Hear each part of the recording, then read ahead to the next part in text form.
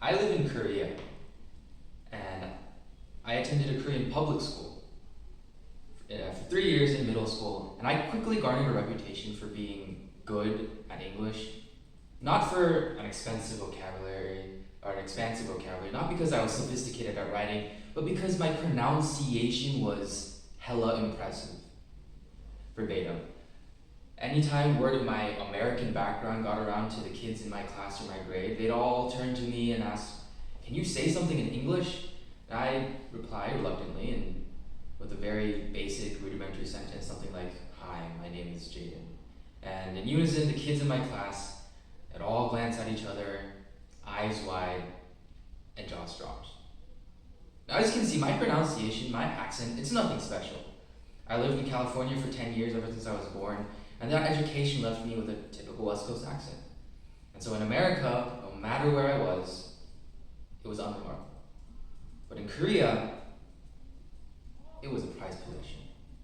You see, Korean TV shows, especially cartoons, they're filled with English words, but these words are Koreanified, as I like to say.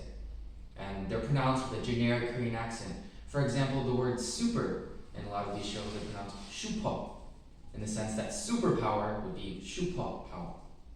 So as a child, even though my level of Korean was poor, subpar, it didn't stop me from enjoying these Korean cartoons, and as children do, I imitated these characters. And as I repeated what one of the characters had said, Koreanified accent and all, my grandmother, who was next to me watching, she turned to me sternly and said, "Don't say it like that.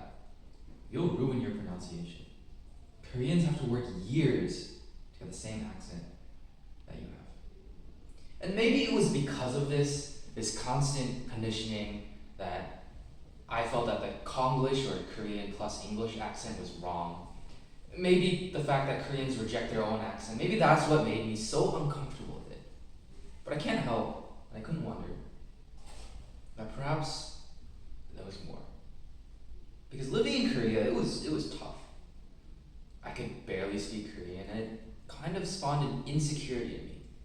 Every single day, every single interaction, I was afraid that I would say something in Korean that was so ridiculously incorrect, whether it be grammatically, semantically, that I would be seen as a fool. To me, my Korean was shameful. Conversely, it was English that I found pride in. Maybe it was the praise that I received for my American accent. Maybe that was enough for me to reassure that it was okay to be bad at Korean. Because at least I was speaking English the right way. Now, years later, I moved to an English international school where I am right now. And to me, my language had been restored.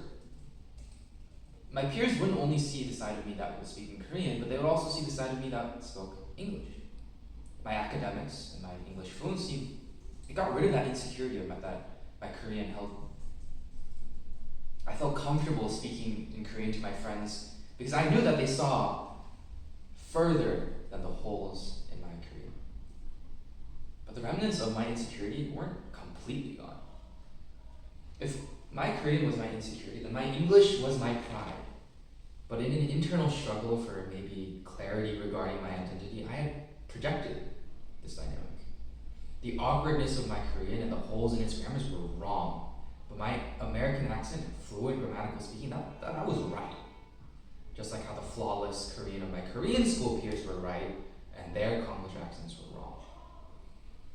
And so anytime I have a peer that has even a hint of a Konglish accent, I feel kind of disgust. It's an innate sense that it feels like is not relevant to the content of their speech. They could be spewing the smartest, most intelligent speech that I've ever heard, but if they have a Konglish accent, something didn't sit right.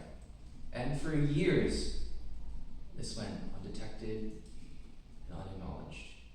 But recently, I read a chapter of a book by an African-American professor named Jim Jordan. And in one of her classes, with majority of African-American students, she read Alice Walker's The Color Purple.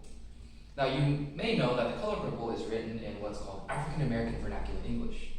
It is very grammatically incorrect in accordance to standard English, and the African American kids hated it. They said, "Why should you have them talk so funny? You don't sound right. They don't look right neither." And to me, that was simply preposterous. Are they stupid? How do they not realize that they're talking in the same exact English that Alice Walker was using? How could they be so ignorant? How is that so deeply embroidered into their subconscious that they can't realize, oh wait. Because it didn't take long for me to realize that to June Jordan's students, the idea of African American English being incorrect had been implanted into their minds the same way that the idea of the Congolish accent being incorrect had been implanted into mine.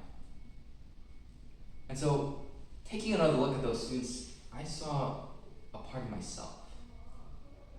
Now, this dynamic of a black and white, right and wrong, is the result of accumulation of years of an unaccounted insecurity. It's become one that I can at least understand and acknowledge, but it's been so deeply ingrained into my subconscious that, to be honest, I don't know if it's something I can completely eradicate.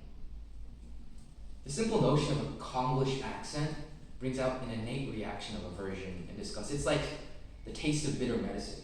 You can acknowledge that it's bitter. You can acknowledge that medicine's still good for you. But you can't help but taste the bitterness. Now, it's a tough pill to swallow. A reaction that, to be honest, I'm not sure if I can ever get rid of. That doesn't mean I won't try. Because they say that the first step towards solving a problem is to acknowledge it. Now, at least I've taken the first step.